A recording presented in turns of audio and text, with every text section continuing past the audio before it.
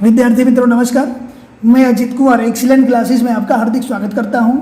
आज हम लोग कक्षा 10 के 1.3 का पहला प्रश्न देखते हैं। पहला प्रश्न दिया गया है, देखिए आपके सामने स्क्रीन पर लगा हुआ है कि करड़ी में 5 एक अपरिमेय संख्या है। अब करड़ी में 5 को अपरिमेय सिद्ध करने से पहले अपने को 2-3 चीज़ें जानना आवश्यक है, और ये 2-3 चीज़ें क्या है इसके बारे में हम लोग पहले समझें। देखिए यहाँ पर अगर लिखे कि 12 का वर्ग 3 से विभाज्य है, 12 का वर्ग 3 से विभाज्य, 12 का वर्ग कितना होता है 144 बटे में 3, 3 का भाग देंगे 3 चौक 12, 2 बचेगा 24, 3 8 24, 48 बार में कट जाएगा, तो 12 भी 3 से विभाज्य होगा, 3 चौक 12, ये भी कट गया पूरा पूरा। फिर उसी तरह से अगर 15 का वर्ग 3 से विभाज्य है, 15 का वर्ग कितना होता है 225, 3 से भाग दे देंगे, 3 7 21, 1 बचेगा 15, 3 5 15। अगर 15 का वर्ग 3 से विभाज्य है तो 15 भी 3 से विभाज्य हो जाएगा, 3 5 15। उसी तरह से यहाँ पर देखिए क्या हमने बोला है, एक लाइन जो मैं बोल रहा हूँ वही आप ध्यान से समझो। यदि 12 का वर्ग 3 से विभाज्य है तो 12 भी 3 से विभाज्य होगा, 15 का वर्ग 3 से विभाज्य है तो 15 भी 3 से विभाज्य होगा। इसी तरह से अगर देखो p का वर्ग 3 से विभाज्य है तो p भी 3 से विभाज्य होगा। अब 3 को हम a मान लेते हैं, तब क्या लिखेंगे कि p स्क्वायर अगर a से विभाज्य है तो p भी a से विभाज्य होगा। यही इसमें दिया गया है। माना p एक अभाज्य संख्या है, यदि p a स्क्वायर को विभाजित करती है तो p a को विभाजित करेगी, जहाँ a एक धनात्मक पूर्णांक है। यही है प्रमेय 1.3। अब दूसरा है सह अभाज्य संख्या, इसके बारे में जानना जरूरी है। देखें ऐसी दो संख्या जिनका उभयनिष्ठ गुणनखंड सिर्फ एक हो, 5 का गुणनखंड करेंगे 1 गुणे 5, 7 का गुणनखंड करेंगे 1 गुणे 7, दोनों में उभयनिष्ठ क्या आया, 1 आया, उभयनिष्ठ यानी दोनों में कॉमन। ऐसी दो संख्याएं जिनका उभयनिष्ठ गुणनखंड सिर्फ 1 हो उसे सह अभाज्य संख्या कहते हैं। अब हम लोग प्रश्न देखें। पहला प्रश्न दिया गया है कि सिद्ध कीजिए कि करड़ी में 5 एक अपरिमेय संख्या है। तो देखिए इस प्रश्न को हम उल्टा मान करके हल करें, सिद्ध करें, और जिस विधि में उल्टा जो दिया गया है अगर उसका उल्टा काम करते हैं उस विधि को विरोधोक्ति विधि कहते हैं। इसे इंग्लिश में कॉन्ट्राडिक्शन मेथड कहते हैं।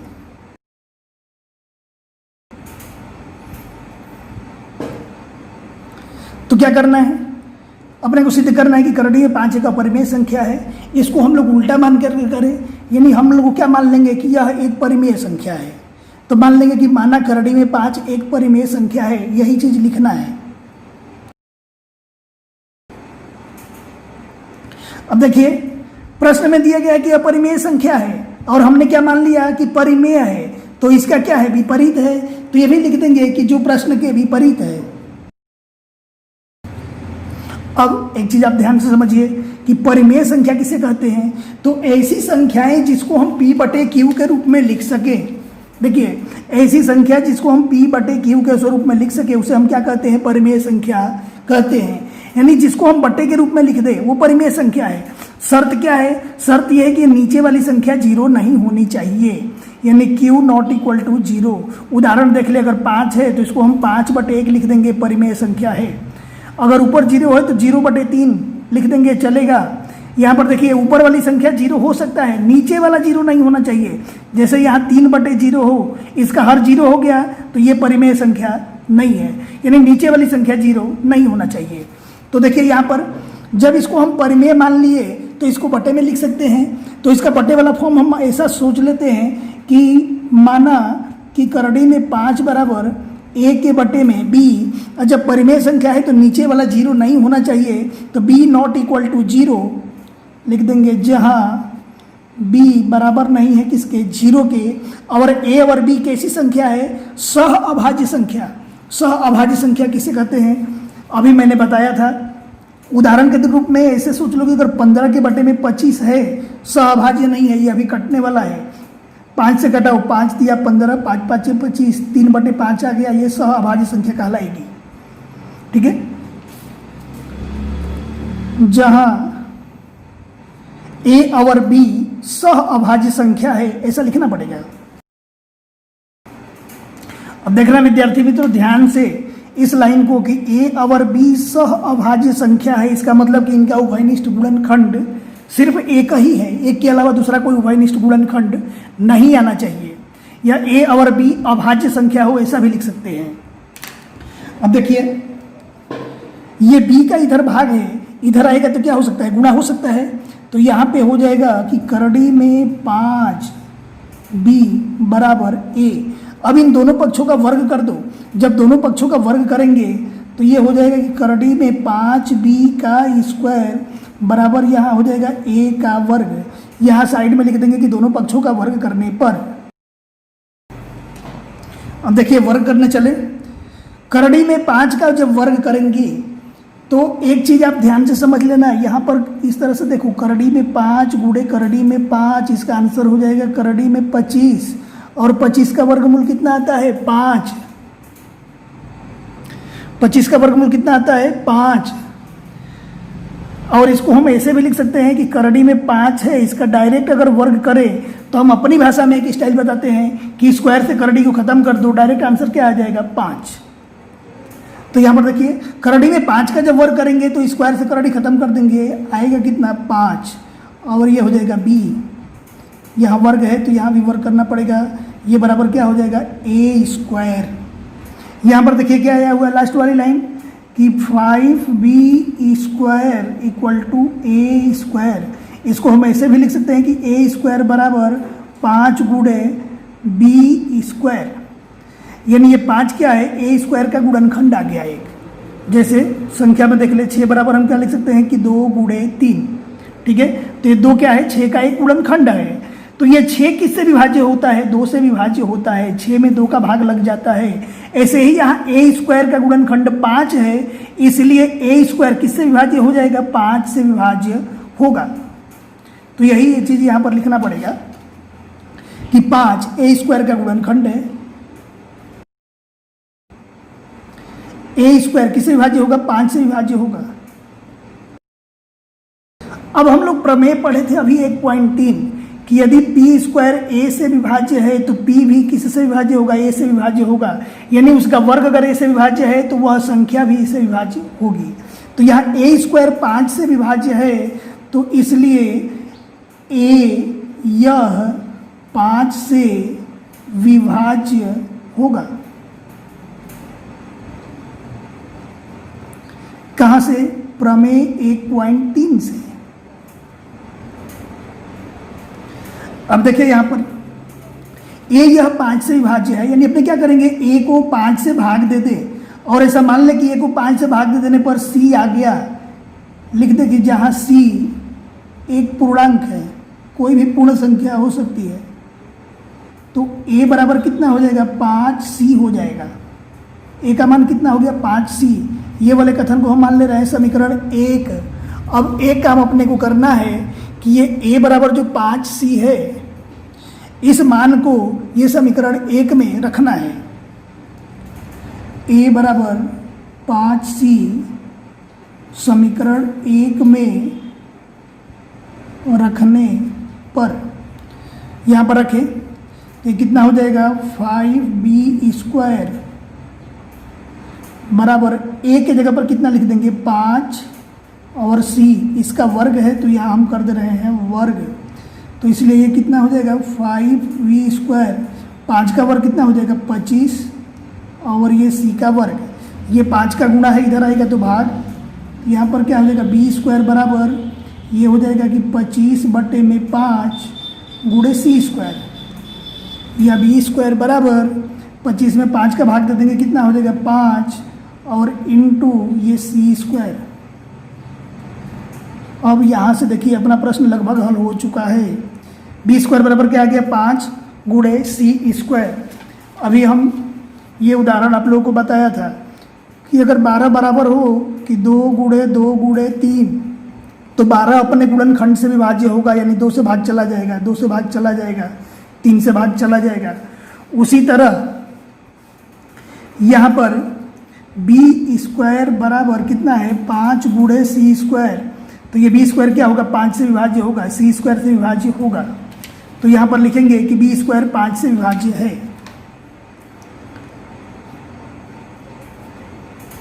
बी स्क्वायर 5 से विभाज्य है। अब देखिए, जब बी स्क्वायर 5 से विभाज्य है तो इसलिए बी भी 5 से विभाज्य होगा। ये कहाँ से, प्रमेय 1.3 से हम लोग यहाँ पढ़े थे कि ए स्क्वायर 5 से विभाज्य है तो ए भी 5 से विभाज्य होगा। वैसे ही बी स्क्वायर 5 से विभाज्य है तो बी भी 5 से विभाज्य होगा, यहाँ स्क्वायर नहीं रहेगा, बी भी 5 से विभाज्य होगा। अब देखिए, इस कथन को हम मान ले रहे हैं, ये दो कथन अपने को ध्यान से देखना है। यहाँ ए या 5 से विभाज्य है, बी क्या है, 5 से विभाज्य है, यहाँ भी आ गया कि बी 5 से विभाज्य है। दो कथन को ध्यान से, यहाँ हम क्या माने थे कि ए और बी सह अभाज्य संख्या है, हम माने थे सह अभाज्य संख्या, और यहाँ पर ये विभाज्य निकल गया, अपने कथन के विपरीत आ गया। तो इस लाइन को हम क्या करें, समीकरण 2 मान लेते हैं, और इस लाइन को समीकरण 3 मान लेते हैं, और ये तो सब रफ काम है, इसको काट देंगे। तो यहाँ आगे लिखेंगे कि समीकरण 2 और 3 से, समीकरण 2 में क्या है कि ए या 5 से विभाज्य है, यानी ए का गुणनखंड 5 है, बी का गुणनखंड 5 है। तो समीकरण 2 और 3 से हम क्या लिखते हैं कि ए और बी का उभयनिष्ठ गुणनखंड 5 है। अब देखिए विद्यार्थी मित्रों, यहां पर हम माने कि ए और बी सह अभाज्य संख्या है, यहां पर क्या आ गया, इनका उभयनिष्ठ गुणनखंड 5 है। सह अभाज्य का मतलब क्या था कि उभयनिष्ठ गुणनखंड सिर्फ 1 होना चाहिए, और यहाँ पर क्या आ गया, उभयनिष्ठ गुणनखंड 5 है। तो अपने कथन के क्या है, विपरीत है। तो लिख देंगे जो कथन के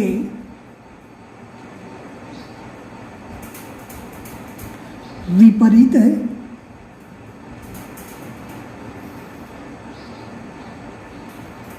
कथन क्या माने थे कि माना करड़ी में 5 एक परिमेय संख्या है, तो इसलिए करड़ी में जब विपरीत आ गया यानी इसका उल्टा आ गया तो लिख देंगे करड़ी में 5 एक परिमेय संख्या नहीं है,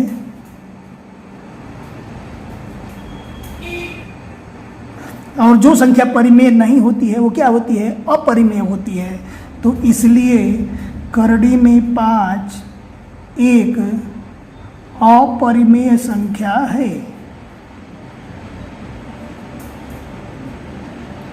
सिद्ध हुआ। अब हम लोग 1.3 का दूसरा प्रश्न देखें। इसमें दिया गया है कि सिद्ध कीजिए कि 3 + 2 करड़ी 5 एक अपरिमेय संख्या है। तो पिछले प्रश्नों की तरह इसको भी परिमेय मान करके हल करेंगे। तो सबसे पहले मान लेंगे कि माना 3 + 2 करड़ी 5 एक परिमेय संख्या है।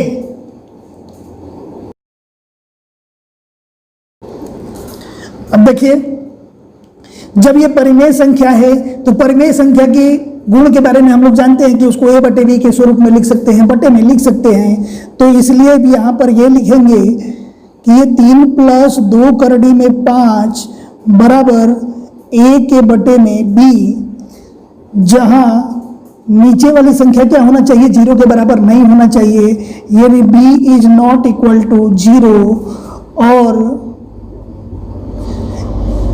a और b कैसी संख्या है, सह अभाज्य संख्या है। a और b सह अभाज्य होने का मतलब कि को प्राइम नंबर है, इनका उभयनिष्ठ गुणनखंड सिर्फ 1 होगा। अब देखिए, ये b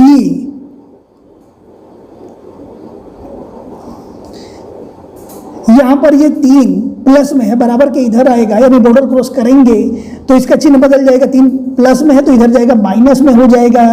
तो यहाँ पर हम लिख देंगे कि 2 करड़ी में 5 बराबर a के बटे b और -3। यहाँ बटे में संख्या है, यहाँ बटे में संख्या नहीं है, तो हमेशा क्रॉस में गुणा करते हैं विद्यार्थी मित्रों। आप ध्यान रखना, जब एक जगह बटे में संख्या हो दूसरी जगह बटे में संख्या ना हो तो क्रॉस में गुणा कर देना। तो यहाँ पर क्या हो जाएगा, इसलिए 2 करड़ी में 5 बराबर जब क्रॉस में गुणा हो जाएगा तो ये हो जाएगा कि a 3b, अब पूरे के बटे में b आ जाएगा। जब क्रॉस में गुणा करते हैं तो नीचे वाली संख्या पूरे के बटे में कर देते हैं। अब देखिए यहाँ पर 2 का गुणा है, जब इधर आएगा तो क्या हो जाएगा, भाग लगेगा। तो ये क्या हो जाएगा कि करड़ी में 5 बराबर a माइनस 3b, इसके बटे में 2 और पहले से है b। अब इसको खूब ध्यान से आप समझिए, ये दाहिने हाथ में कौन कौन से आपको संख्या दिखाई दे रही है, तो 2 दिखाई दे रहा है, 3 दिखाई दे रहा है, a और b दिखाई दे रहा है। तो लिखेंगे कि यहाँ 2, 3, a और b ये सभी संख्याएं क्या है, पूर्णांक है। ठीक है, लिखेंगे कि यहाँ 2, 3, a और b सभी पूर्णांक है।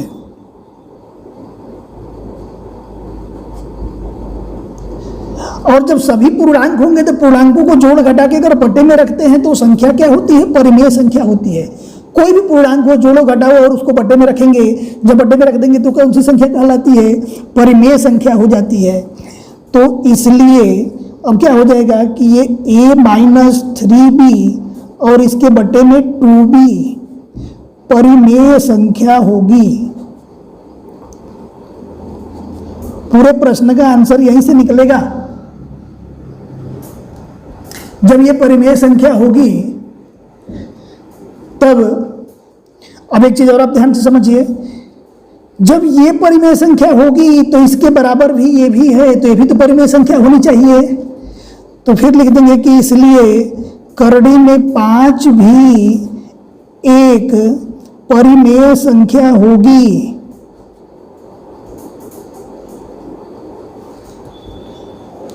और हम पहले से जानते हैं कि करड़ी की ऐसी संख्या है जिनका वर्गमूल न निकल पाए, वो क्या होती है, अपरिमेय होती है। तो लिख देंगे आगे कि जो कि असत्य है।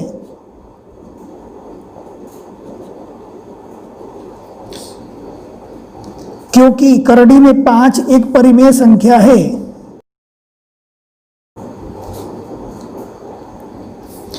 अब देखिए, जब यह असत्य हो गया तो हम लोगों की परिकल्पना क्या हो गई, अब यहाँ पर गलत हो गई। हम लोग हल करते करते क्या लेके आ गए कि करड़ी में 5 एक परिमेय संख्या है, तो ये क्या हो गया, गलत हो गया। तो हम लोग जो यहाँ पर माने थे वो क्या हो गया, गलत हो गया। तो हम लोग की कल्पना गलत है, इसलिए कल्पना गलत है।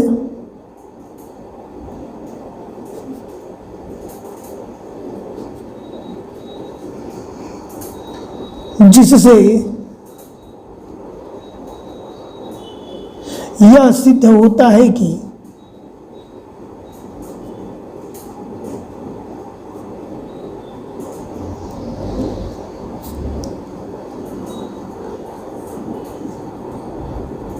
तीन प्लस 2 करड़ी में 5, हम लोग की कल्पना क्या आ गई, गलत आ गई। कल्पना क्या था कि यह परिमेय संख्या है, तो ये तो गलत आ गया। तो अब ये गलत आ गया तो क्या होगा, करड़ी में 3 प्लस 2 करड़ी 5 एक परिमेय संख्या नहीं है। जो हमने माना था वो तो नहीं निकला। और जब ये परिमेय संख्या नहीं होगा तो आपको पता होगा कि जब परिमेय संख्या नहीं है तो ये संख्या कैसी होगी, अपरिमेय हो जाएगी। तो इसलिए 3 प्लस 2 करड़ी में 5 एक अपरिमेय संख्या है।